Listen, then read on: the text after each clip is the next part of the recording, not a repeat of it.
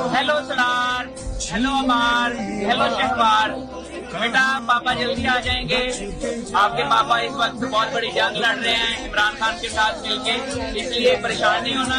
मैं बहुत जल्दी घर वापस आ जाऊंगा बेटा, बिल्कुल परेशान नहीं होना, ठीक है। अभी कुछ ख्वाब देखे थे जिन्हें ताबीर होना था,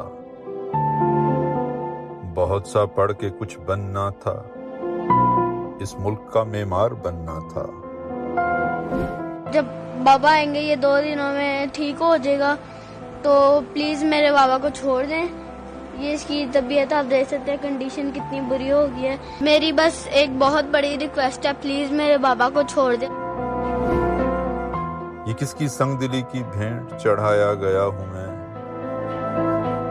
ये किसकी जिद अना की जंग में जिंदगी से हारा गया हूं मैं। मेरी मासूम आहें